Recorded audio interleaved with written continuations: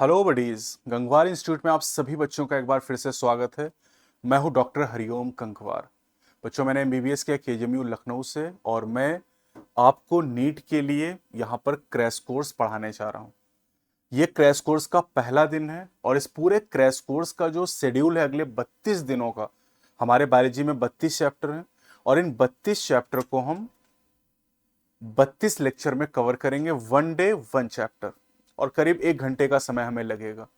ये जो crash course है ये फिजिक्स केमिस्ट्री बायोलॉजी तीनों के लिए आपको कराया जा रहा है और इस क्रैश कोर्स में डेली बेसिस पर बायो का एक चैप्टर, फिजिक्स का एक चैप्टर आपको कवर कराया जाएगा और केमिस्ट्री में चूंकि 22 ही चैप्टर हैं तो कुछ जो बड़े चैप्टर उनको 2 लेक्चर में डिवाइड करके आपको अगले 32 दिन तक कराया जाएगा। यानी आपके नीट के एग्जाम के 3-4 दिन पहले तक सारे चैप्टर आपके कंप्लीट हो जाएंगे। ये क्रैश कोर्स ऑफलाइन और ऑनलाइन दोनों मोड में आपको मिल जाएगा केवल 99 रुपीज में। 99 रुपए में पीसीबी तीनों पढ़ लो, लूट लो भाई लूट लो। और साथ ही साथ आपको डीपीपी यहां पर मिलेगा, साथ ही साथ आपको यहां पर क्वेश्चन की प्रैक्टिस के लिए सीट प्रोवाइड की जाएगी। और अगर ऑनलाइन आप करते तो ऑनलाइन में आपको गंगवार इंस्टीट्यूट के ऐप को डाउनलोड करना है, वहां पर जाके इसको आप ज्वाइन करेंगे तो वहां पर आपको पीडीएफ मिल जाएंगी और उन पीडीएफ के थ्रू अपना आप रिवीजन कर सकते हैं प्रॉपर तरीके से और ये वीडियोस भी वहां पर आपको मिल जाएंगी। तो चलिए स्टार्ट करते हैं। हम लोग डे 1 है आज हमारा और जो शेड्यूल हमने बनाया उसमें सबसे पहली यूनिट हम स्टार्ट करें सेल स्ट्रक्चर एंड फंक्शंस। और यहां पर 3 चैप्टर हमारे पास हैं तो आज हम डे 1 में cell the unit of life को, डे 2 में ये तो डे 1 आज हो जाएगा, डे 2 में हम लोग बायोमोलिक्यूल को, डे 3 में cell cycle and cell division को कवर करने वाले हैं। तो जब यूनिट आप स्टार्ट करते हैं बेटा यहां पर यूनिट 3, तो सबसे पहले एक साइंटिस्ट के बारे में आपको बताया गया जीएन रामचंद्रन के बारे में। अब जीएन रामचंद्रन के बारे में क्या क्या बात है आपको ध्यान रखनी। बॉर्न इन 1992, कोचीन में इनका जन्म हुआ। इन्होंने बीएससी की डिग्री ऑब्टेन की 1942 में यूनिवर्सिटी ऑफ मद्रास से, मद्रास को अब हम चेन्नई के नाम से जानते हैं। He receive PhD doctorate of philosophy from the Cambridge University 1949 में। और जब ये 1949 में कैम्ब्रिज में थे बेटा तो उस समय इनकी मुलाकात हुई लाइनस पॉलिंग से।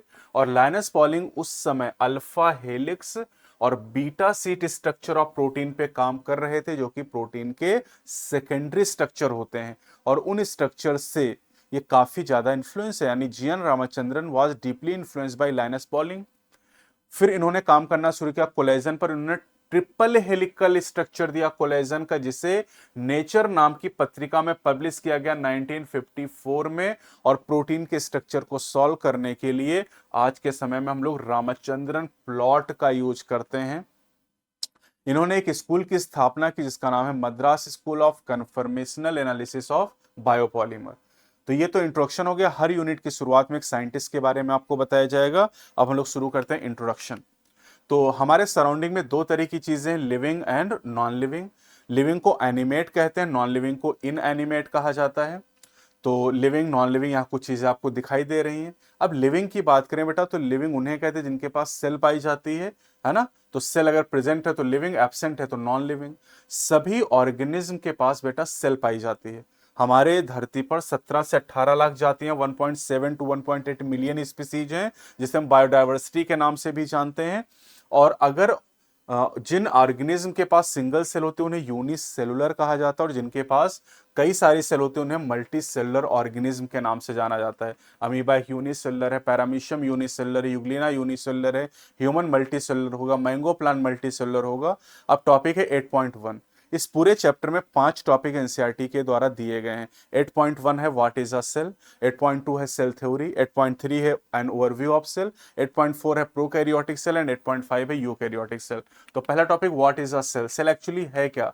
तो सेल की अगर हम बात करें तो कहते हैं कि भैया cell is the structural and functional unit of life और एक सेल से कम पर जीवन संभव नहीं है। Anything less than a complete structure of cell does not ensure independent living, hence cell is the structural and functional unit of life। और unicellular organism की बात करें तो इनमें 2 कैपेबिलिटी पाई जाती है। पहला है इंडिपेंडेंट एग्जिस्टेंस और दूसरा performing the essential function of life. Cell को रॉबर्ट हुक के द्वारा 1665 में डिस्कवर किया गया, लेकिन एक्चुअली ये सेल वॉल थी। लिवेनहॉक नाम के साइंटिस्ट ने पहली बार लिविंग सेल को देखा और उसे डिस्क्राइब किया। तो living cell was first seen and describe by Leeuwenhoek. यहां पर ये आरबीसी आपको दिखाई गई बेटा, ह्यूमन आरबीसी। रॉबर्ट ब्राउन की बात करें तो इन्होंने 1831 में न्यूक्लियस को डिस्कवर किया, है ना, ये न्यूक्लियस आपको दिखाया गया है। और अगर हम बात करें माइक्रोस्कोप के बारे में, तो माइक्रोस्कोप में इलेक्ट्रॉन माइक्रोस्कोप को नॉलन रस्का के द्वारा 1932 में इन्वेंट किया गया था। ये नॉलन रस्का यहां पर आपको दिखाए गए हैं। माइक्रोस्कोप का संबंध फिजिक्स से है, और जो हम सेल को स्टडी करने के लिए उन्हें स्टेन करते हैं, रंगते हैं, उसका संबंध केमिस्ट्री से है। और बायो को पढ़ने के लिए फिजिक्स और केमिस्ट्री के कॉन्सेप्ट का यूज करते हैं। इसे फिजिको केमिकल अप्रोच या रिडक्शनिस्ट बायोलॉजी के नाम से जाना जाता है। अब 8.2 टॉपिक पे चलते हैं, that is cell theory. Cell theory was given by Schleiden and Schwann in the year 1838-1839। Year important है। मैथियस श्लाइडेन की अगर बात करें तो एक जर्मन बॉटनिस्ट थे जिन्होंने प्लांट के ऊपर रिसर्च किया, और प्लांट के ऊपर रिसर्च करके स्लाइडेन ने 1838 में क्या बताया कि सभी प्लांट डिफरेंट टाइप की सेल से बने होते हैं, और जो सेल होती हैं वो प्लांट में टिश्यू बनाते हैं। स्वान की बात करें तो ये ब्रिटिश जूलॉजिस्ट थे, जिन्होंने थे जूलॉजिस्ट, लेकिन इन्होंने एनिमल के अलावा प्लांट पे भी रिसर्च किया। ये बात आपको अच्छे से ध्यान रखनी है, ठीक है। अब इन्होंने क्या बताया बेटा, स्वान की अगर बात करें तो स्वान ने एनिमल सेल पे रिसर्च करके 1839 में ये बताया कि एनिमल सेल में सबसे बाहर की जो कवरिंग होती है उसे प्लाज्मा मेम्ब्रेन या सेल मेम्ब्रेन कहते हैं, है ना। और इन्होंने प्लांट सेल में बताया कि सबसे बाहर की कवरिंग सेल वॉल होती है, और सेल वॉल का पाया जाना प्लांट का यूनिक फीचर होता है, ये स्वान ने बताया। हाइपोथेसिस ऑफ स्वान, स्वान की हाइपोथेसिस क्या थी, इन्होंने कहा प्लांट और एनिमल की जो बॉडी है ये सेल और उसके प्रोडक्ट से मिलकर बनी होती हैं। और स्लाइडेन एंड स्वान दोनों ने मिलकर सेल थ्योरी को प्रपोज किया और कहा all organism are composed of cells and product of cells. लेकिन सेल थ्योरी फेल हो गई क्या बताने में, कि how new cell were form, नई कोशिकाएं कैसे बनती ये नहीं बता पाए। तो फिर एक साइंटिस्ट है रुडोल्फ विर्चो, इन्होंने 1855 में पहली बार बताया कि सेल डिवाइड होती है और नई सेल प्री एग्जिस्टिंग सेल से बनती हैं, और इन्होंने अपनी भाषा में कहा ऑमनिस सेलुला ई सेलुला, यानी new cells arise from pre existing cell. यानी रुडोल्फ विर्चो ने सेल थ्योरी को मॉडिफाई किया और इसको एक फाइनल शेप प्रोवाइड किया। तो सेल डिवीजन के बारे में पहली बार रुडोल्फ विर्चो के द्वारा बताया गया। आज हम सेल थ्योरी को इस तरीके से समझते हैं, 2 पॉइंट के रूप में। पहला, all living organism are composed of cells and product of cell, जो कि स्लाइडेन एंड स्वान ने कहा, और all cells arise from pre existing cell, जो कि रुडोल्फ विर्चो ने बताया। अब चलते हैं 8.3 टॉपिक, 5 टॉपिक है, तीसरे पे आ गए हम लोग। एन ओवरव्यू ऑफ सेल, मोटी मोटी मत बातें यहां पर हम लोग पढ़ेंगे। अब एक अनियन पील की अगर बात करें, प्याज के छिलके में, तो प्याज के छिलके को अगर हम माइक्रोस्कोप से देखेंगे तो अनियन सेल एक टिपिकल प्लांट सेल है, और जैसा कि स्वान ने बताया कि सबसे बाहर क्या मिलेगा, सबसे बाहर सेल वॉल पाई जाएगी। ह्यूमन चीक सेल जो कि एनिमल सेल, इसमें सबसे बाहर प्लाज्मा मेम्ब्रेन पाई जाती है ना। तो सेल वॉल प्लांट सेल की सबसे आउटर बाउंड्री होती है, और सेल मेम्ब्रेन एनिमल सेल की सबसे आउटर बाउंड्री होती है। अब यहां पर ये अनियन सेल आपको दिखाएगी, सबसे बाहर सेल वॉल है, उसके अंदर सेल मेम्ब्रेन, उसके अंदर जो मटेरियल भरा हुआ है बेटा उसे हम लोग कहते हैं प्रोटोप्लाज्म। अब प्रोटोप्लाज्म के 2 पार्ट होते हैं, एक तो सेंट्रल पार्ट होता है जिसे न्यूक्लियस कहा जाता है, और एक पेरिफेरल पार्ट होता है जिसे साइटोप्लाज्म कहते हैं। जो सेंट्रल पार्ट होता है न्यूक्लियस, उसके अंदर क्रोमोसोम होते हैं। अगर अनियन सेल है तो 16 क्रोमोसोम होंगे, और अगर ह्यूमन सेल है तो यहाँ पर 46 क्रोमोसोम होंगे, और ये क्रोमोसोम डीएनए से बने होते हैं। और हमारे सेल में डीएनए की लेंथ भी याद करनी 2.2 मीटर होती है, ठीक। अब यहां पर एनिमल सेल अगर ह्यूमन सेल है तो सबसे बाहर सेल मेम्ब्रेन होगी, सेल वॉल यहां पाई नहीं जाती। ये क्रोमोसोम आपको दिखाए गए हैं ना, ये डीएनए दिखाए गए हैं। अब न्यूक्लियस अगर मेम्ब्रेन बाउंड है तो यूकैरियोटिक सेल उसे कहते हैं, जैसे प्लांट और एनिमल सेल। लेकिन अगर नॉन मेम्ब्रेन बाउंड न्यूक्लियस है, मेम्ब्रेन नहीं है न्यूक्लियस के ऊपर, तो इसे प्रोकैरियोटिक सेल कहते हैं, जैसे बैक्टीरिया, साइनोबैक्टीरिया, ये सब हो जाएंगे ये प्रोकैरियोटिक सेल। इनका डीएनए जो होता है नेकेड होता है, उसके चारों तरफ कोई न्यूक्लियर मेम्ब्रेन नहीं पाई जाती है। यूकैरियोटिक सेल की अगर हम बात करें तो इसके अंदर मेम्ब्रेन बाउंड ऑर्गेनेल प्रेजेंट होते हैं।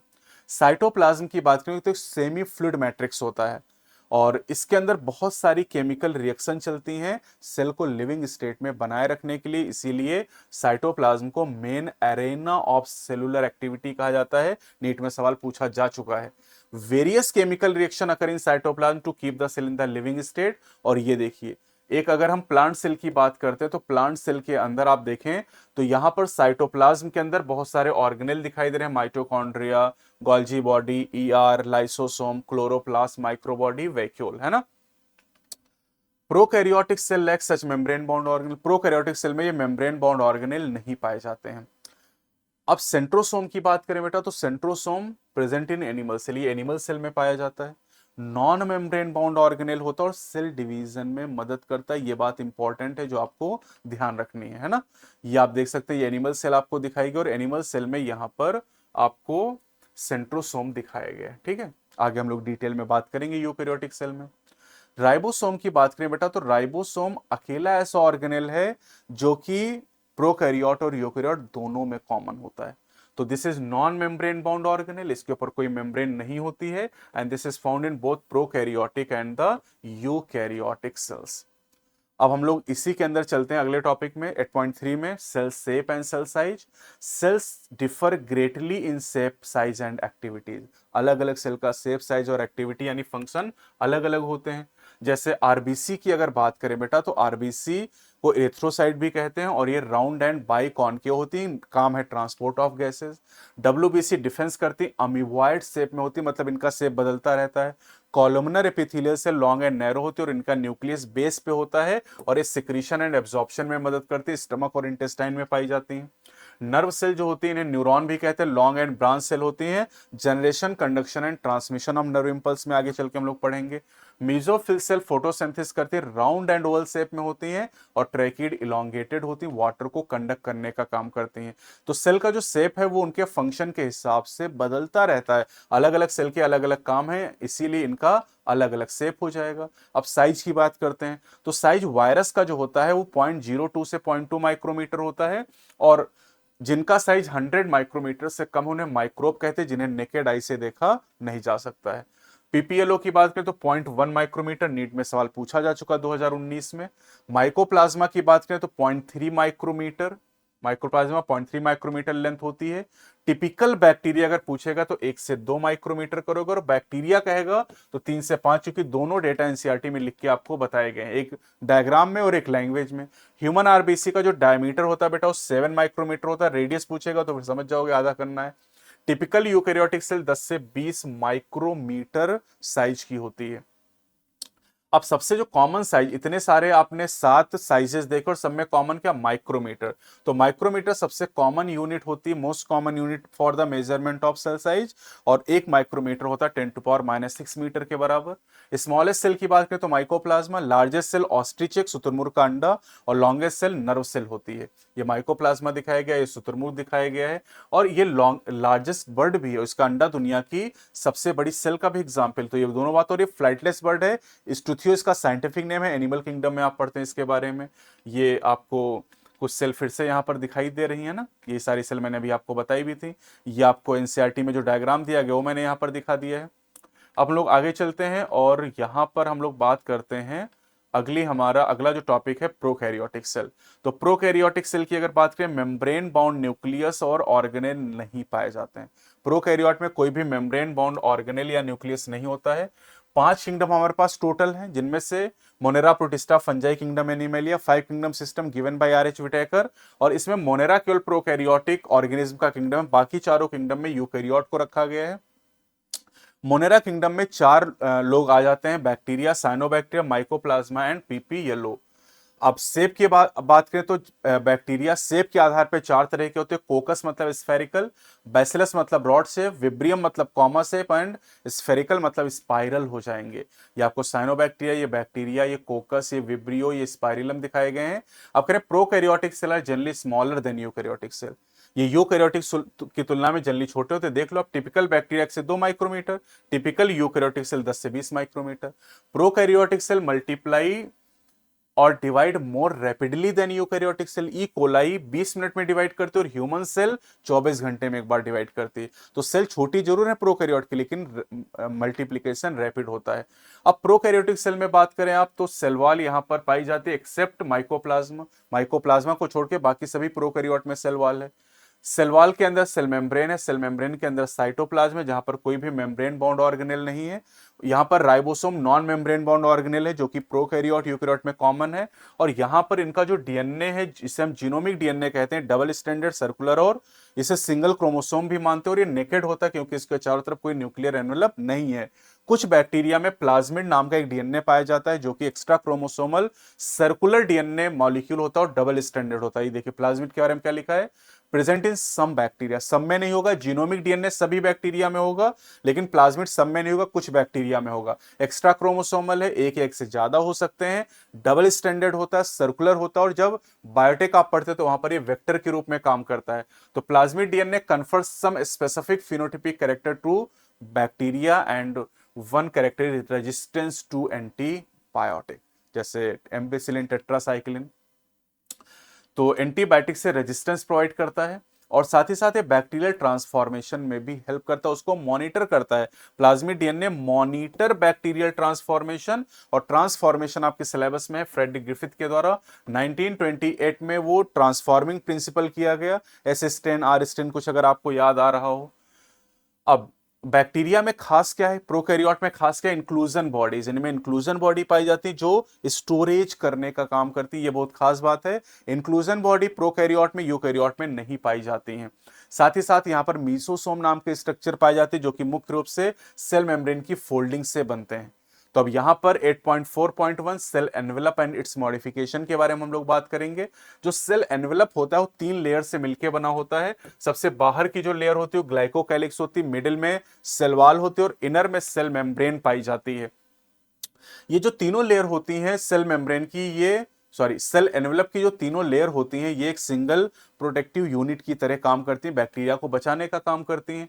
तो अब सेल एनवेलप में जो ग्लाइकोकैलिक्स, अगर हम इसकी बात करें तो ग्लाइकोकैलिक्स जो होता है बेटा, अब देखिए एक चीज और देख लेते हैं। सेल एनवेलप की स्टेनिंग के आधार पे, सेल एनवेलप की स्टेनिंग के आधार पे दो तरह के बैक्टीरिया होते हैं, gram positive and gram negative. ये ग्राम नाम के साइंटिस्ट ने टेक्निक डेवलप की थी। तो जो ग्राम स्टेन ले लेते, जिन पर रंग चढ़ जाता उन्हें ग्राम पॉजिटिव कहते हैं, और जिन पर रंग नहीं चढ़ता उन्हें ग्राम नेगेटिव बैक्टीरिया का नाम दिया जाता है। अब ग्लाइकोकैलिक्स सबसे जो आउटर लेयर है सेल एनवेलप की, अगर वो लूज सीथ के फॉर्म में तो उसे स्लाइम लेयर कहा जाता है, और थिक और टफ है तो उसे कैप्सूल का नाम दिया जाता है। खूब सवाल पूछे गए यहां से, स्लाइम लेयर ये दिखाई दे, कैप्सूल दिखाई दे रहा है। सेल वॉल की बात करें बेटा, जो मिडिल लेयर हमारे पास है वो फ्रीली परमेबल है, और ये बैक्टीरिया को सेप प्रोवाइड करती, जो भी कोकस, बैसिलस, विब्रियम, स्पाइरिलम है, और साथ ही साथ बैक्टीरिया को बस्टिंग और कोलैप्सिंग से बचाने का काम करेगी, बस्टिंग एंड कोलैप्सिंग। अब आते सेल मेम्ब्रेन, जो सबसे इनरमोस्ट लेयर है। Cell membrane of prokaryote is structurally similar to that of eukaryote, और इस सेल मेम्ब्रेन का स्ट्रक्चर हम लोग फ्लूइड मोज़ेक मॉडल में पढ़ेंगे यूकैरियोट के साथ में। And this is selectively permeable, cell wall is freely permeable, cell membrane is selectively permeable in nature. अब यहां पर आप देख सकते हैं कि यहां पर सेल मेम्ब्रेन की फोल्डिंग होती है साइटोप्लाज्म की तरफ, जिन्हें मीसोसोम कहते हैं, और मीसोसोम 3 रूपों में है। ये देखिए वेसिकल दिखाई दे रहे हैं, टिब्यूल दिखाई दे रहे हैं, लैमिली दिखाई दे रहे हैं। तो वेसिकल, टिब्यूल और लैमिली के फॉर्म में होता है, और इनके अंदर रेस्पिरेटरी पिगमेंट पाए जाते हैं जो रेस्पिरेशन में हेल्प करते हैं। मीसोसोम क्या क्या काम करता है, cell wall formation, DNA replication and distribution to daughter cell, secretion process, है ना, secretion process to increase the surface area, कहीं भी फोल्डिंग होगी सरफेस एरिया बढ़ेगा, टू इंक्रीज द एंजाइमेटिक करने, लेकिन सबसे इंपॉर्टेंट क्या है, रेस्पिरेशन इसका सबसे इंपॉर्टेंट पॉइंट है मीसोसोम का। और अगर हम यूकैरियोट की बात करें तो सबसे जो रेस्पिरेशन का काम है वो माइटोकॉन्ड्रिया के द्वारा किया जाता है। Mesosome and mitochondria are functionally similar, analogous होते हैं क्योंकि दोनों का काम एक जैसा होता है। साइनोबैक्टीरिया की बात करें, साइनोबैक्टीरिया ब्लू ग्रीन एल्गी में जो सेल मेम्ब्रेन की फोल्डिंग होती है उन्हें क्रोमैटोफोर कहा जाता है। क्रोमैटोफोर के अंदर क्लोरोफिल पिगमेंट पाया जाता है जो कि फोटोसिंथेसिस में हेल्प करता है, और ये फोटोसिंथेसिस ऑक्सीजेनिक होती, मतलब ये ऑक्सीजन प्रोड्यूस करते हैं। और अगर हम यूकैरियोटिक प्लांट सेल की बात करें तो वहां पर क्लोरोप्लास्ट पाए जाते हैं जो फोटोसिंथेसिस करते हैं, यानी chromatophore and chloroplast are functionally similar, यानी एनालॉगस हो जाएंगे। अब आते हैं 8.4.1.1 सरफेस स्ट्रक्चर। प्रोकैरियोटिक बैक्टीरिया या प्रोकैरियोटिक सेल में सेल वॉल से बाहर जो स्ट्रक्चर निकले होते हैं उन्हें सरफेस स्ट्रक्चर कहते हैं, जो कि 3 है, फ्लैजिला, पाइली एंड फिम्बरी। अब फ्लैजिला, पाइली और फिम्बरी की अगर बात करें तो फ्लैजिला में सबसे पहले these are thin filamentous structure, और ये सेल वॉल के एक्सटेंशन है, सेल वॉल से बाहर निकले हुए हैं। अलग अलग बैक्टीरिया में अलग अलग नंबर और अलग अलग अरेंजमेंट होता है। बैक्टीरियल फ्लैजिलम के 3 पार्ट होते हैं, filament, hook and basal body, जहां पर फिलामेंट सबसे लॉन्गेस्ट पोर्शन है और ये सेल सरफेस से बाहर निकला रहता है। और ये जो फिलामेंट है ये एक स्पेशल प्रोटीन से बना होता है जिसे फ्लैजिलिन के नाम से जाना जाता है। Flagella help in motility and locomotion, जैसे हमारे पास पैर, इनके पास फ्लैजिला पाए जाते हैं। ठीक है, फ्लैजिला अगर प्रेजेंट है बैक्टीरिया में तो बैक्टीरिया मोटाइल होगा, एब्सेंट है तो नॉन मोटाइल होगा। पाइली की बात करें तो these are elongated tubular structure, और ये स्पेशल प्रोटीन से बने होते हैं जिसे पाइलिन के नाम से जानते हैं। फिम्बरी की बात करें तो ये ब्रिसिल लाइक स्ट्रक्चर होते हैं, और पाइली और फिम्बरी का लोकोमोशन में कोई रोल नहीं है। क्या रोल है फिर इनका? ये अटैचमेंट में हेल्प करते हैं, किससे? होस्ट टिश्यू से और रॉक्स इन स्ट्रीम। 8.4.2 में आ जाते हैं तो राइबोसोम एंड इंक्लूजन बॉडी का टॉपिक दिया गया है। Ribosome non membrane bound organelle है, जो कि प्रोकैरियोट और यूकैरियोट दोनों में कॉमन ऑर्गेनेल होता है। और अगर हम प्रोकैरियोट की बात करते हैं बेटा, तो प्रोकैरियोट में जो राइबोसोम है सेल मेम्ब्रेन से अटैच दिखाए गए हैं। Ribosome are associated with plasma membrane of the cell, और राइबोसोम बने होते हैं 2 चीजों से, RNA, ribosomal RNA plus protein, जहां पर 80 डिफरेंट टाइप की प्रोटीन है। नीट 2024 में सवाल पूछा गया था।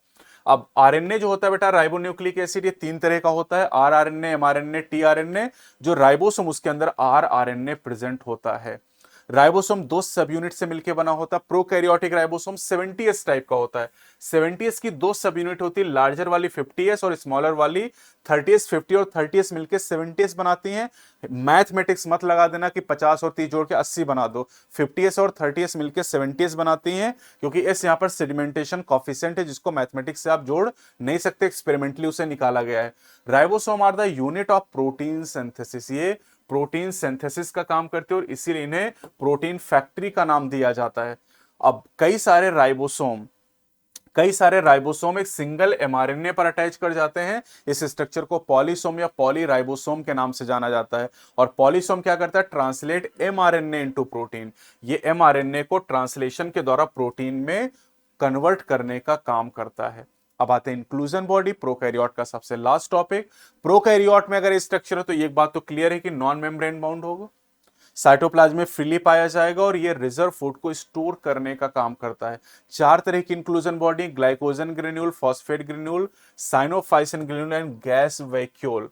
और अगर गैस वैक्यूल की बात करें तो गैस वैक्यूल पाए जाते हैं ब्लू ग्रीन फोटोसिंथेटिक बैक्टीरिया, यानी ब्लू ग्रीन एल्गी के अंदर, purple photosynthetic bacteria and green photosynthetic bacteria. जैसे मैंने यहां पर बताया ऐसे इसी तरीके से आप इसको याद करेंगे। तो अब हम चलते हैं सेल के सबसे लास्ट टॉपिक पे, that is eukaryotic cell 8.5। Eukaryotic की अगर हम बात करें तो यहां पर बेटा 4 किंगडम आते हैं, प्रोटिस्ट, एनिमल, प्लांट और फंजाई को इंक्लूड किया गया। केवल मोनेरा ही प्रोकैरियोट के अंदर रखा गया है। अब प्रोटिस्ट आप जानते ही हैं, प्लांट आप जानते हैं, एनिमल आप जानते हैं, फंजाई भी आप जानते हैं। अब यूकैरियोट की खास बात कि यहां पर कंपार्टमेंटलाइजेशन पाया जाता है। और कंपार्टमेंटलाइजेशन क्यों पाया जाता है? क्योंकि यहां पर मेम्ब्रेन बाउंड ऑर्गेनेल होते हैं। यूकैरियोट की बात करें तो बेटा यहां पर वेल डिफाइंड न्यूक्लियस पाया जाता है, न्यूक्लियर एनवेलप होता है, और साथ ही साथ यहां पर मेम्ब्रेन बाउंड ऑर्गेनेल भी प्रेजेंट होते हैं।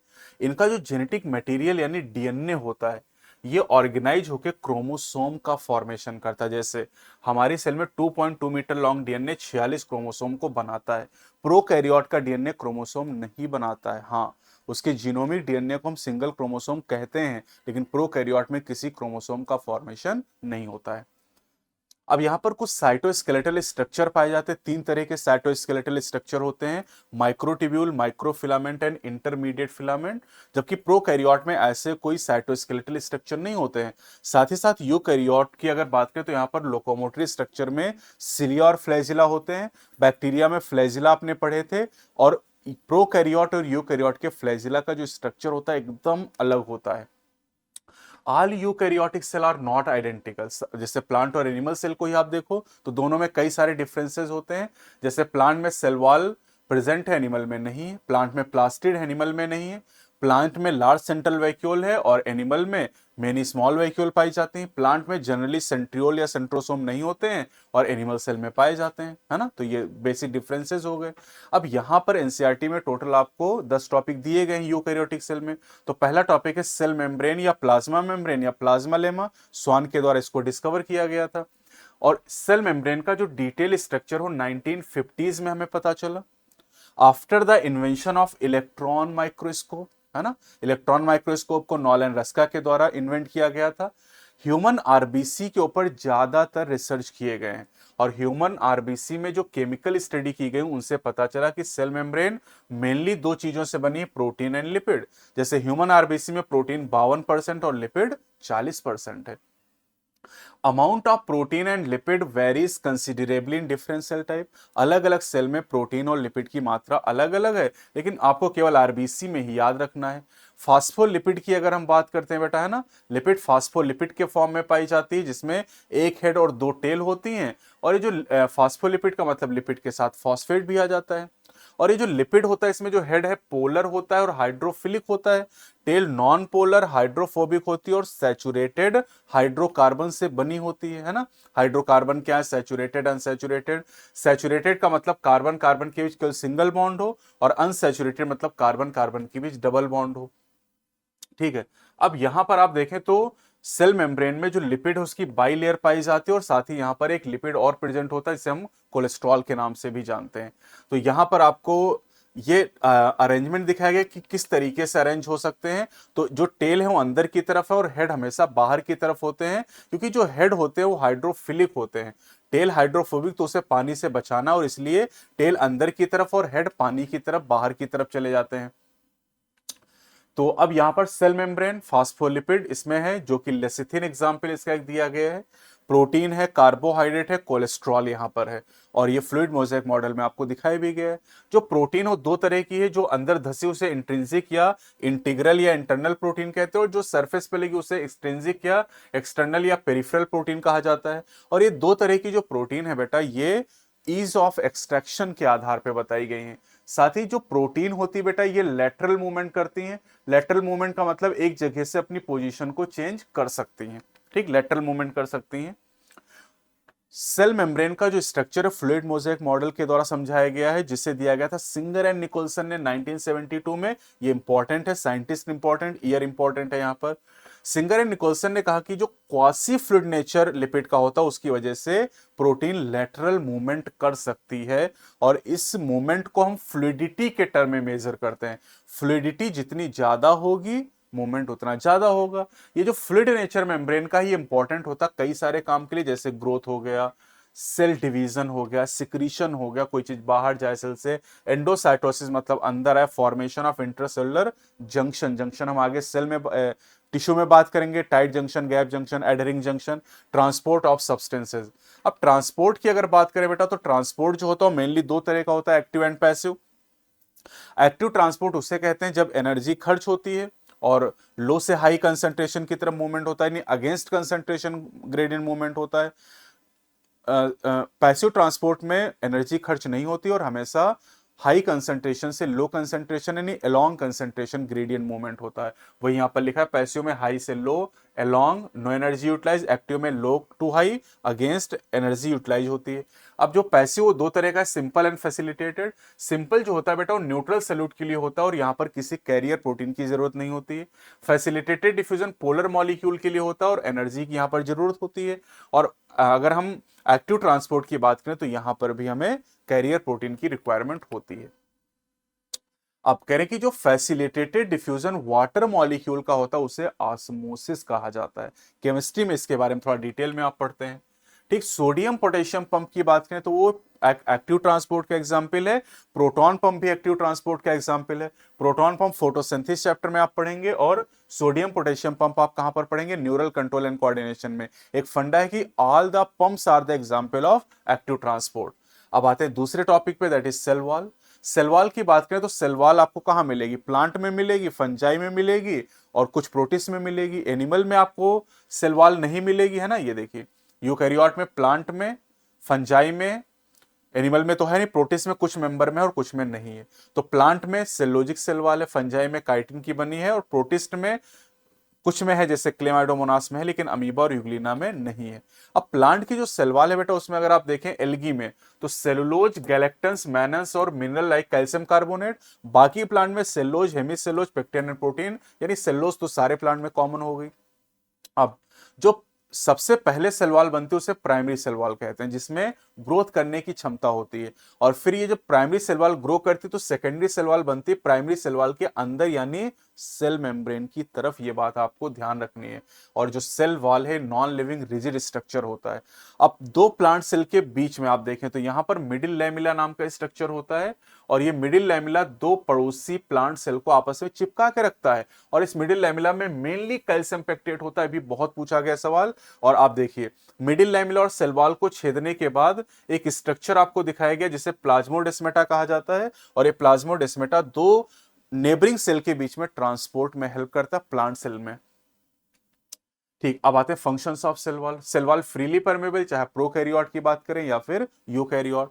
ये सेल को सेफ प्रोवाइड करती है, सेल को प्रोटेक्ट करती है मैकेनिकल डैमेज और इन्फेक्शन से, और ये एक सेल को दूसरी सेल से इंटरेक्ट करने में मदद करती है through the plasmodesmata and the middle lamella, है ना। ये मिडिल लैमेला, प्लाज्मोडेस्मेटा दिखाया गया है। Cell wall act as a barrier for undesirable molecule. अगर बहुत बड़े साइज का मॉलिक्यूल है तो उसको सेल के अंदर आने से रोक देती है। तीसरे टॉपिक पे चलते हैं यूकैरियोटिक सेल में, that is endomembrane system. Endomembrane system की अगर हम बात करते हैं बेटा, तो एंडोमेम्ब्रेन सिस्टम में चार ऑर्गेनेल को रखा गया है। ER, endoplasmic reticulum, Golgi body, GB, lysosome and vacuole. इन चारों का काम एक दूसरे से कोऑर्डिनेटेड होता है, और इसीलिए इनको एंडोमेम्ब्रेन सिस्टम में रखा गया। और ये चारों ऑर्गेनेल सिंगल मेम्ब्रेन बाउंड है। माइटोकॉन्ड्रिया, क्लोरोप्लास्ट, पेरोक्सिसोम को एंडोमेम्ब्रेन सिस्टम में शामिल नहीं किया गया है, क्योंकि इनका काम बाकी चार ऑर्गेनेल से कोऑर्डिनेटेड नहीं है। तो अब एक एक करके हम लोग यहां पर डिस्कस करेंगे, है ना। अब यहां पर अगर हम बात करते हैं एंडोप्लाज्मिक रेटिकुलम के बारे में, तो एंडोप्लाज्मिक रेटिकुलम ने सेल के अंदर की जो जगह है, जिसको हम लोग कहते हैं इंट्रासेलुलर स्पेस, उसे दो हिस्सों में डिवाइड कर दिया। एक ईआर के अंदर की जगह जिसे ल्यूमिनल कंपार्टमेंट कहते हैं, और एक ईआर के बाहर की जगह जिसे एक्स्ट्रा ल्यूमिनल कंपार्टमेंट या साइटोप्लाज्म कहेंगे। ठीक है, तो अब यहां पर जो एंडोप्लाज्मिक रेटिकुलम बेटा, ये दो तरह का होता है। एक को कहते हैं आरईआर, दूसरे को एसईआर कहते हैं। आरईआर जो होता है उसके ऊपर राइबोसोम अटैच होते हैं, जिसकी वजह से वो रफ होता है। एसईआर को स्मूथ एंडोप्लाज्मिक रेटिकुलम कहते हैं, यहां पर राइबोसोम नहीं होता है। काम देखिए, लिपिड, ऑयल या फैट की सिंथेसिस, कोलेस्ट्रॉल की synthesis, lipid like steroidal hormone जैसे टेस्टोस्टेरोन और एस्ट्रोजन की सिंथेसिस। अगर हम आरईआर की बात करें तो इसका काम है प्रोटीन की सिंथेसिस करना। ठीक, प्रोटीन की सिंथेसिस करना।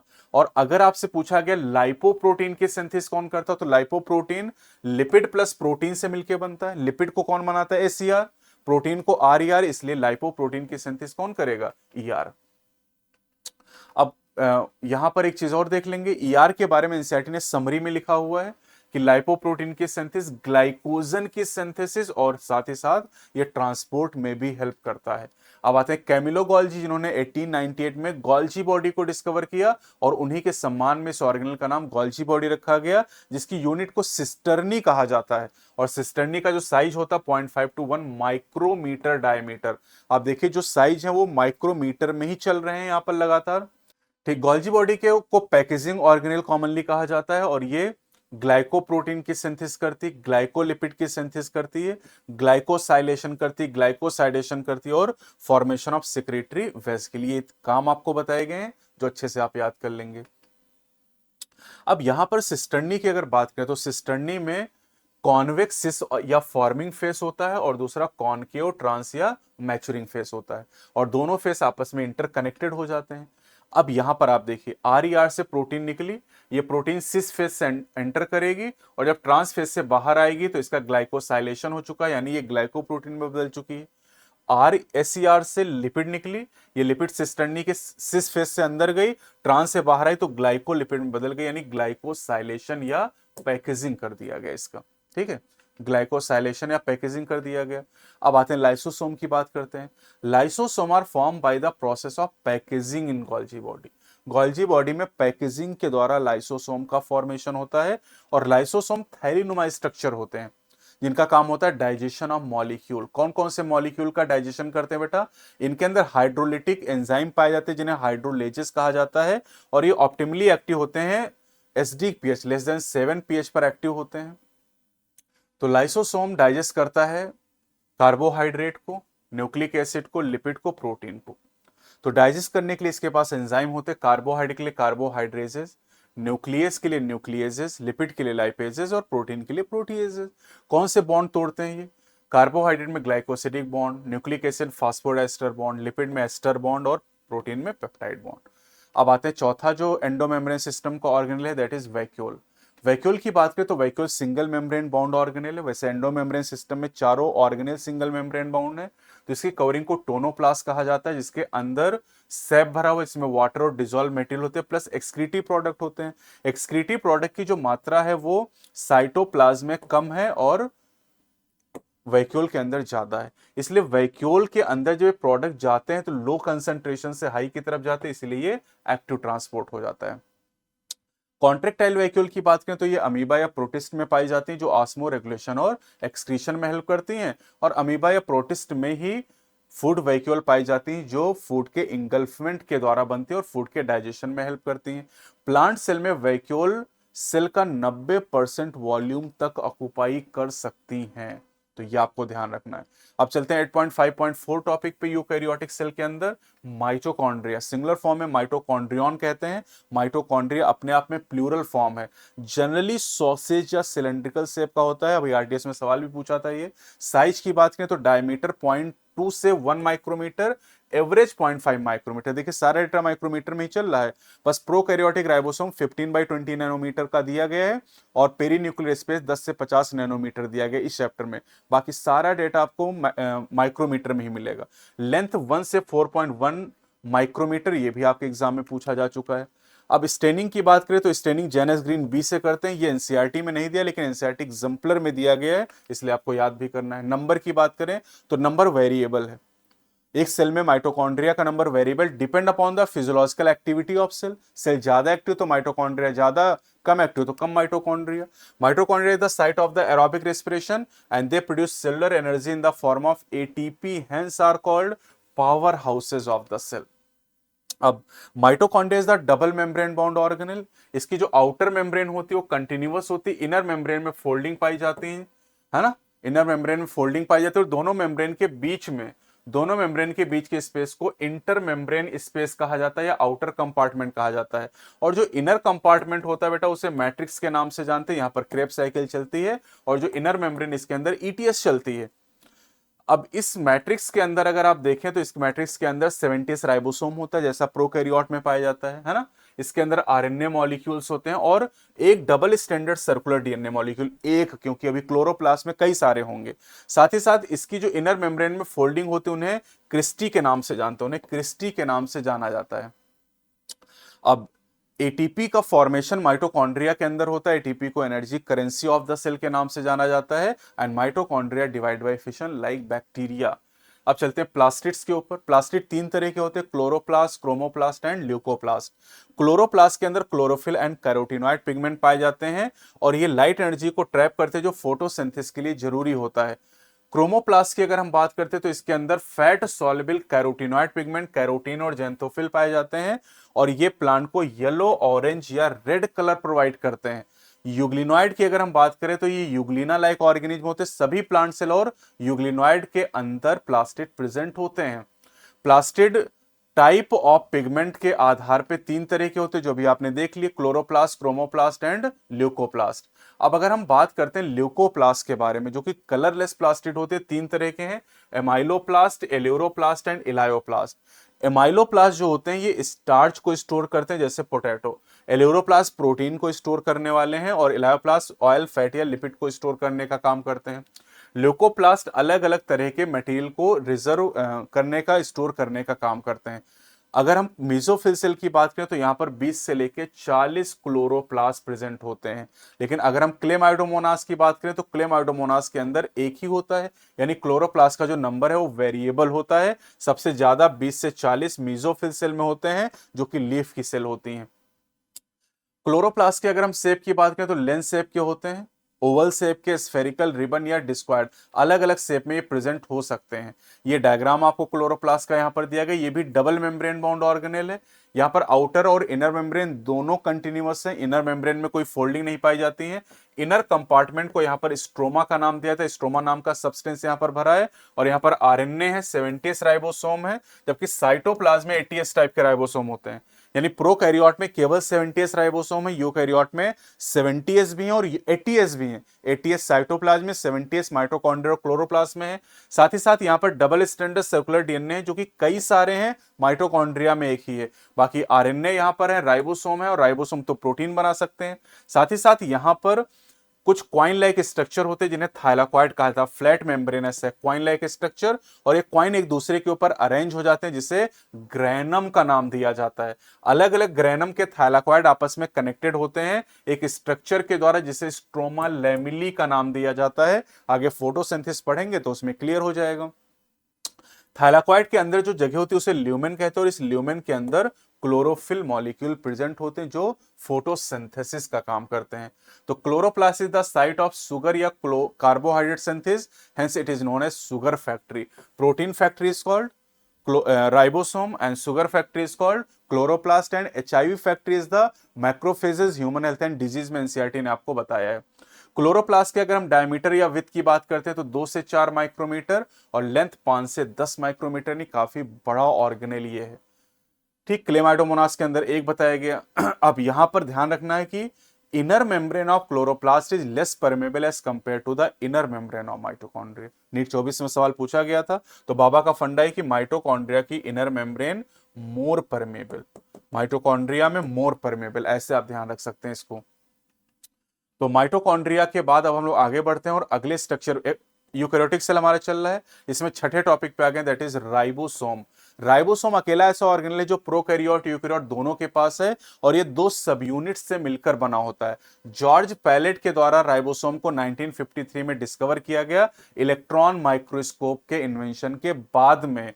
राइबोसोम दानेदार स्ट्रक्चर है, ग्रेनुलर होते हैं, जो कि मैंने बताया था पहले ही, आरएनए और प्रोटीन से मिलकर बने होते हैं, यानी ये राइबोन्यूक्लियोप्रोटीन स्ट्रक्चर होते हैं। और प्रोकैरियोट में 70s है, यूकैरियोटिक राइबोसोम 80s को यूकैरियोटिक राइबोसोम कहते हैं, 70s को प्रोकैरियोटिक राइबोसोम कहते हैं, लेकिन 70s यूकैरियोट में भी पाया था, माइटोकॉन्ड्रिया और क्लोरोप्लास्ट के अंदर। Each ribosome is made up of 2 सब unit, smaller and larger. 70s की बात करें तो इसमें छोटी वाली 30 और बड़ी वाली 50 है, जोड़ेंगे तो 70 आएगा, ठीक है। 80s राइबोसोम में छोटी वाली 40 है, बड़ी वाली जोड़ेंगे, बड़ी वाली 60 है, दोनों को जोड़ेंगे तो ये आएगा 80s टाइप। इसको 100 नहीं कर देना, तो ये थोड़ा सा याद करना पड़ेगा। बाबा का फंडा मैंने ऐसे बताया था कि ऐसे लिखिए 30, 40, 50, 60, 70, 80 ऐसे लिख लीजिए, और फिर ऐसे यहां पर ऐसे करिए, यहां पर ऐसे करिए, और आपको पता चल जाएगा 30 50 मिलके 70 और 40 और 60 मिलके 80, तो गलत नहीं होगा ये। जहां पर एस क्या बताता है, स्वेडबर्ग यूनिट या सेडिमेंटेशन कॉफिशिएंट, और एस इनडायरेक्टली मेजर करता है डेंसिटी और साइज को। राइबोसोम का काम पहले से पता, प्रोटीन सिंथेसिस में इन्वॉल्व होता है। 7वां टॉपिक यूकैरियोटिक सेल का, साइटोस्केलेटन। साइटोस्केलेटन प्रोटीन के बने हुए फिलामेंटस स्ट्रक्चर है, यानी हेयर लाइक स्ट्रक्चर होते हैं, और ये पूरे साइटोप्लाज्म के अंदर फैले होते हैं। साइटोस्केलेटल एलिमेंट 3 तरह के होते हैं, microtubule, microfilament and intermediate filament.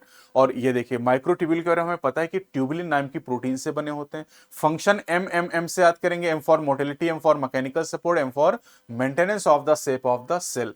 अब आगे हम लोग बढ़ते हैं, और यहां पर ये अगला टॉपिक आ गया number 8, cilia and flagella. Cilia and flagella, तो सिलिया एंड फ्लैजिला का काम हमें पता है, मोटिलिटी एंड लोकोमोशन होता है। प्रोकैरियोट में भी फ्लैजिला होते हैं, लेकिन prokaryotic flagella structurally eukaryotic flagella से अलग होते हैं, जबकि प्रोकैरियोटिक और यूकैरियोटिक सेल मेम्ब्रेन का स्ट्रक्चर सेम होता है। यहां पर पैरामीशियम की बात करें तो इनमें सिलिया पाए जाते हैं, थाउजेंड्स ऑफ सिलिया, और यूग्लिना में 2 फ्लैजिला होते हैं। यानी जो सिलिया होते हैं उनका नंबर ज्यादा होता है लेकिन साइज छोटा होता है। फ्लैजिला जो होते हैं उनका नंबर कम होता है लेकिन वो बड़े साइज में होते हैं। तो पैरामीशियम में आप देखिए थाउजेंड्स ऑफ सिलिया छोटे छोटे हैं, यूग्लिना में फ्लैजिला का नंबर 2 होता है। और वैसे अगर हम देखें सभी ऑर्गेनिज्म को मिला लें तो 1 से लेके 8 फ्लैजिला तक प्रेजेंट हो सकते हैं। एल्गी में 2 से लेके 8 फ्लैजिला एनसीईआरटी ने लिखा है क्लोरोफाइसी के अंदर। सिलिया वर्क लाइक ओरिया, नाव के चप्पू की तरह काम करते हैं। Cilia and flagella are outgrowth of the cell membrane, और यहां पर सिलिया और फ्लैजिला का एक स्ट्रक्चर आपको दिखाया गया है, और इस स्ट्रक्चर को अगर आप देखेंगे तो सबसे बाहर की जो कवरिंग है वो सेल मेम्ब्रेन यहां पर हो जाएगी। ठीक, सेल मेम्ब्रेन के अंदर का जो पार्ट है उसे कोर या एक्सोनियम के नाम से जानते हैं, और इस कोर के अंदर जब आप चलेंगे तो आपको यहां पर माइक्रोट्यूब्यूल मिलेंगे। ये माइक्रोट्यूब्यूल गोल गोल से दिखाए गए हैं, और माइक्रोट्यूब्यूल यहां पर पाए जाते हैं। टोटल माइक्रोट्यूब्यूल अगर देखेंगे तो 20 होंगे, और जो पेरिफेरल होते हैं ये डबलेट के फॉर्म में इस तरीके से अरेंज होंगे, और दो यहां पर सिंगलेट होते हैं सेंटर में। तो माइक्रोट्यूब्यूल, पेरिफेरल माइक्रोट्यूब्यूल 9 डबलेट्स होते हैं, और दो सेंट्रल माइक्रोट्यूब्यूल होते हैं जो कि सिंगलेट के फॉर्म में होते हैं। तो 9 डबलेट और 2 सिंगलेट, इसको 9+2 ऑर्गेनाइजेशन कहा जाता है। लेकिन टोटल अगर जोड़ें तो 9 डबलेट मतलब 18, और प्लस सेंटर में 2, टोटल माइक्रोट्यूब्यूल हो गए 20 सिलिया और फ्लैजिला के अंदर। जो पेरिफेरल वाले वो आपस में जुड़े होते हैं, आपस में जोड़ने के लिए जो स्ट्रक्चर होता है उसे इंटर डबलेट ब्रिज के नाम से जाना जाता है। देखिए यहां पर लिखा है इंटर डबलेट ब्रिज या लिंकर कहा जाता है, और जो सेंटर वाले आपस में जुड़े होते हैं जिसे ब्रिजेस के नाम से जाना जाता है। अब जो सेंट्रल वाले माइक्रोट्यूब्यूल, इनके ऊपर एक कवरिंग पाई जाती है जिसे सेंट्रल सीथ कहते हैं, और सेंट्रल सीथ जो है वो पेरिफेरल माइक्रोट्यूब्यूल से कनेक्टेड होते हैं रेडियल स्पोक के द्वारा, और ये 9 रेडियल स्पोक हैं क्योंकि डबलेट में से कोई एक ही सेंट्रल सीथ से अटैच होता है। तो ये पूरा स्ट्रक्चर हो गया सिलिया और फ्लैजिला का। तो टॉपिक नंबर 9 पे हम चलते हैं, सेंट्रोसोम एंड सेंट्रियोल्स। देखिए अगर हम सेंट्रोसोम की बात करें तो एक सेंट्रोसोम में 2 सेंट्रियोल होते हैं जो एक दूसरे के परपेंडिकुलर होते हैं, और सेंट्रियोल को अगर आप देखें तो सिलेंड्रिकल स्ट्रक्चर होता है, नॉन मेम्ब्रेन बाउंड ऑर्गेनेल है, केवल एनिमल सेल के अंदर प्रेजेंट होते हैं। अब जो कि नॉन मेम्ब्रेन बाउंड ऑर्गेनेल, तो इनके चारों तरफ जो मटेरियल होता है, साइटोप्लाज्म होता है, उसे पेरीसेंट्रियोलर मेटल कहते हैं जो कि एमॉर्फस होता है। स्ट्रक्चर की बात करें यहां पर, तो स्ट्रक्चर यहां पर जो माइक्रोट्यूब्यूल से भी बना हुआ है। सिलिया फ्लैजिला में 20 माइक्रोट्यूब्यूल, यहां पर 27 माइक्रोट्यूब्यूल होते हैं। यहां पर जो पेरिफेरल माइक्रोट्यूब्यूल होते हैं ट्रिपलेट के फॉर्म में होते हैं, और सेंटर में कोई माइक्रोट्यूब्यूल नहीं होता। सेंट्रल पार्ट प्रोटीन का बना होता है जिसे हब कहते हैं, और जो हब होता है वो पेरिफेरल ट्रिपलेट से रेडियल स्पोक के द्वारा कनेक्ट होता है। साथ ही साथ यहां पर आप देख रहे हैं कि जो ट्रिपलेट हैं ये आपस में भी कनेक्ट होते हैं इंटर ट्रिपलेट ब्रिज के द्वारा। अब यहां पर पेरिफेरल ट्रिपलेट तो 9 है, लेकिन सेंटर में माइक्रोट्यूब्यूल नहीं, इसलिए इसे 9+0 ऑर्गेनाइजेशन कहा जाता है। तो 9+2 ऑर्गेनाइजेशन सिलिया फ्लैजिला में, टोटल माइक्रोट्यूब्यूल 20, यहां पर 9+0 ऑर्गेनाइजेशन होते हैं सेंट्रियोल के अंदर जिसमें 27 माइक्रोट्यूब्यूल पाए जाते हैं, और ये माइक्रोट्यूब्यूल जो होते हैं ट्यूबुलिन प्रोटीन से बने होते हैं। ये जो बनावट है इसे कार्ट व्हील लाइक ऑर्गेनाइजेशन कहा जाता है। 2 बार नीट में सवाल पूछा गया है, कार्ट व्हील लाइक ऑर्गेनाइजेशन। अब सेंट्रियोल करते क्या है, ये बेसल बॉडी बनाते हैं। सेंट्रियोल सिलिया और फ्लैजिला की बेसल बॉडी का फॉर्मेशन करते हैं, और बेसल बॉडी से आगे चल के सिलिया फ्लैजिला बनते हैं। सेंट्रियोल स्पिंडल फाइबर को बनाता है जो सेल डिवीजन के समय एनिमल सेल में स्पिंडल एपरेटस बनाता है। ये हम लोग cell cycle and cell division में पढ़ेंगे। ठीक, अब आते हैं लास्ट टॉपिक यूकैरियोटिक सेल का इस चैप्टर का, दैट इज न्यूक्लियस। न्यूक्लियस को डिस्कवर किया गया रॉबर्ट ब्राउन के द्वारा 1831 में। ठीक है, न्यूक्लियस सेल की एक्टिविटीज को, सेल के ऑर्गेनेल के फंक्शन को कंट्रोल करता है, और ये हेरिडिटी में भी रोल प्ले करता है, यानी एक जनरेशन के कैरेक्टर को दूसरे जनरेशन तक ले जाने का भी काम करता है। अब यहां पर न्यूक्लियस की बात करें तो सभी यूकैरियोटिक सेल में न्यूक्लियस नहीं होता है। कुछ सेल में न्यूक्लियस, ज्यादातर सेल में न्यूक्लियस होता है, न्यूक्लिएटेड सेल कहते हैं, और जिनमें नहीं होता उन्हें इन्यूक्लिएटेड या एन्यूक्लिएटेड सेल कहा जाता है। अब इन्यूक्लिएटेड सेल 2 आपको याद करनी, mature mammalian RBC and sieve tube cell of the phloem in vascular plant. अब एनसीईआरटी ने आपसे पूछा कि लिविंग सेल है, तो आप कहेंगे बिल्कुल लिविंग है, क्योंकि लिविंग नॉन लिविंग न्यूक्लियस से हम डिफाइन नहीं करते हैं। ठीक है, अब न्यूक्लिएटेड सेल अगर है तो सिंगल न्यूक्लियस, तो यूनिन्यूक्लिएट, ज्यादातर सेल ऐसी होती हैं। कुछ सेल में एक से ज्यादा न्यूक्लिया होते हैं, 2 न्यूक्लिया, बाई न्यूक्लिएट, जैसे पैरामीशियम की बात करें। कई सेल में कई सारे न्यूक्लियाई होते हैं, जैसे उन्हें मल्टी न्यूक्लिएट कहते हैं, जैसे liquid endosperm of coconut, skeletal muscle. Skeletal muscle में सिंसाइसियम टर्म का यूज किया जाता है ना। ये रॉबर्ट ब्राउन यहां पर आपको दिखाएगा जिन्होंने न्यूक्लियस को डिस्कवर किया था। अब न्यूक्लियस भी डबल मेम्ब्रेन बाउंड ऑर्गेनेल है। डबल मेम्ब्रेन बाउंड ऑर्गेनेल 3 हो गए, mitochondria, chloroplast and the nucleus. अब न्यूक्लियस में जो 2 मेम्ब्रेन, दोनों मेम्ब्रेन के बीच में जो स्पेस है उसे पेरी न्यूक्लियर एरिया कहते हैं, जो 10 से 50 नैनोमीटर है। नैनोमीटर में इस चैप्टर में 2 डेटा आपको दिए गए हैं, एक तो पेरी न्यूक्लियर एरिया और दूसरा आपको दिया गया है प्रोकैरियोटिक राइबोसोम का साइज 15/20 नैनोमीटर। अब यहां पर अगर आप देखें तो जगह जगह पर दोनों मेम्ब्रेन फ्यूज हो गई, जिससे न्यूक्लियर पोर बन गए हैं, और न्यूक्लियर पोर के दौरान दोनों डायरेक्शन में आरएनए और प्रोटीन का ट्रांसपोर्ट होता है। ये भी नीट में सवाल पूछा गया है। अब इस न्यूक्लियस के अंदर अगर देखें तो अच्छा, एक चीज और ध्यान देंगे कि जो न्यूक्लियर मेम्ब्रेन है, ये न्यूक्लियोप्लाज्म और साइटोप्लाज्म को मिक्स होने से रोकने का काम करती है, बैरियर का काम करती है। अब यहां पर इसके अंदर जो न्यूक्लियर मैट्रिक्स है, न्यूक्लियोप्लाज्म है, उसके अंदर एक लूज और इनडिस्टिंक्ट मटेरियल पड़ा हुआ है जिसे क्रोमैटिन कहते हैं। साथ ही साथ यहां पर एक या एक से ज्यादा राउंडेड स्ट्रक्चर या स्फेरिकल स्ट्रक्चर होते हैं जिन्हें न्यूक्लियोलस का नाम दिया जाता है। और ये न्यूक्लियोलस खूब पूछा गया है, आरएनए की सिंथेसिस करता, नीट में बहुत सवाल आया है। तो न्यूक्लियोलस नॉन मेम्ब्रेन बाउंड है, एक या एक से ज्यादा होते हैं, स्फेरिकल होते हैं, और ये राइबोसोमल आरएनए की सिंथेसिस करता है। आप कह रहे कि जो सेल प्रोटीन सिंथेसिस में ज्यादा इन्वॉल्व होती है वहां पर न्यूक्लियोलस का नंबर भी ज्यादा है और साइज भी बड़ा होता है। क्रोमैटिन की अगर बात करें तो क्रोमैटिन टर्म फ्लेमिंग के द्वारा दिया गया और इसे बेसिक डाई से स्टेन किया जाता है। क्रोमैटिन एक न्यूक्लियो प्रोटीन स्ट्रक्चर जो 4 चीजों से मिलकर बना है, DNA plus RNA plus histone protein plus non histone protein. तो ये न्यूक्लिक एसिड और प्रोटीन से मिलकर बना, इसलिए न्यूक्लियो प्रोटीन स्ट्रक्चर कहते हैं। अपनी सेल की बात करें तो 2.2 मीटर लॉन्ग डीएनए क्रोमैटिन को बनाता है, और यही क्रोमैटिन सेल डिवीजन के अलग अलग स्टेजेस में क्रोमोसोम का फॉर्मेशन करता है। अब किसी सेल के अंदर क्रोमैटिन मिलेगा या क्रोमोसोम, ये उसकी स्टेज पर डिपेंड करता है। सेल 2 स्टेज में हो सकती है, या तो डिवाइड नहीं कर रही है या डिवाइड कर रही है। डिवाइड नहीं कर रही तो इंटरफेज में, डिवाइड कर रही तो एम फेज में होगी। अगर इंटरफेज में है तो क्रोमैटिन मिलेगा सेल के अंदर, और एम फेज में है तो क्रोमोसोम मिलेगा आपको। ठीक, तो क्रोमोसोम की बात कर लेते हैं हम लोग। यहाँ पर ये क्रोमोसोम दिखाए गए बेटा। इस क्रोमोसोम में आपको दो क्रोमेटिड दिखाई गई, एक ये क्रोमेटिड है और दूसरी ये क्रोमेटिड, दोनों को कहेंगे सिस्टर क्रोमेटिड। दोनों सिस्टर क्रोमेटिड इस स्ट्रक्चर के द्वारा आपस में जुड़ी, जिसे सेंट्रोमियर या प्राइमरी कॉन्स्ट्रिक्शन कहा जाता है। इसके सरफेस पे 2 स्ट्रक्चर पाए जाते हैं जिन्हें काइनेटोकोर कहा जाता है, डिस्क लाइक स्ट्रक्चर होते हैं। और एक क्रोमेटिड में इस सेंट्रोमियर के दोनों तरफ जो पार्ट होते हैं उन्हें आर्म के नाम से जानते हैं। तो अब टाइप ऑफ क्रोमोसोम की बात करें, खूब नीट में पूछा जा रहा है सवाल। 4 तरह के होते हैं on the position of centromere. अगर सेंट्रोमियर बीचों बीच में है तो इक्वल आर्म का फॉर्मेशन होगा, इसे मेटासेंट्रिक क्रोमोसोम कहेंगे। अगर centromere slightly away from and है तो एक शॉर्ट और एक लॉन्ग आर्म का फॉर्मेशन होगा, जिसे सब मेटासेंट्रिक कहेंगे। एक्रोसेंट्रिक में centromere close to one end, एक एंड के ज्यादा नजदीक हो जाएगा, जिससे एक वेरी शॉर्ट और दूसरी वेरी लॉन्ग आर्म बन जाएगी। और टेलोसेंट्रिक में टर्मिनल सेंट्रोमियर प्रेजेंट होगा।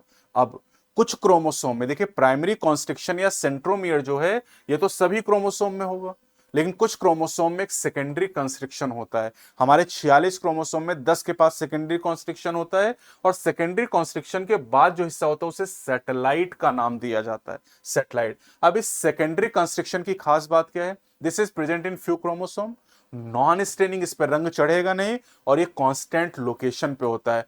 प्राइमरी कॉन्स्ट्रिक्शन की लोकेशन फिक्स नहीं, ये मिडिल में, slightly away from middle, close to one end, लेकिन सेकेंडरी कॉन्स्ट्रिक्शन कांस्टेंट लोकेशन पर ही पाया जाता है। तो अब आते हैं सबसे लास्ट छोटा सा एक टॉपिक है, माइक्रोबॉडीज। माइक्रोबॉडीज की बात करें तो इसमें बस 2-3 बातें आपको जाननी है। Single membrane bound organelle, plant और एनिमल दोनों सेल में पाया जाता है और इसके अंदर एंजाइम होते हैं। इसका कोई एग्जांपल एनसीईआरटी ने नहीं दिया है, लेकिन हम लोग जान लेते हैं, पेरोक्सिसोम एंड ग्लाइक्सिसोम ये माइक्रोबॉडीज के एग्जाम्पल हैं। तो ये आपका पूरा चैप्टर कंप्लीट हो गया। यहाँ पर cell the unit of life, लगभग वो सारी इंपॉर्टेंट बातें मैंने आपको यहाँ पर बता दी हैं 1 घंटे के अंदर, जो आपके एग्जाम के लिए बहुत ज्यादा जरूरी। इतनी बातें तो आपको पता ही होनी चाहिए, और इतनी बातें जब आप पढ़ लेंगे तो लगेगा आपको कि आपकी पूरी एनसीईआरटी कवर हो गई यहाँ पर। तो इसी तरीके से वन डे वन चैप्टर हम लोग कवर करते हुए चलेंगे। अगले लेक्चर में हम लोग बात करेंगे बायोमोलिक्यूल्स के बारे में। चैनल पे नए तो चैनल को सब्सक्राइब जरूर करें। अगली वीडियो मिलते हैं। जय हिंद, जय भारत।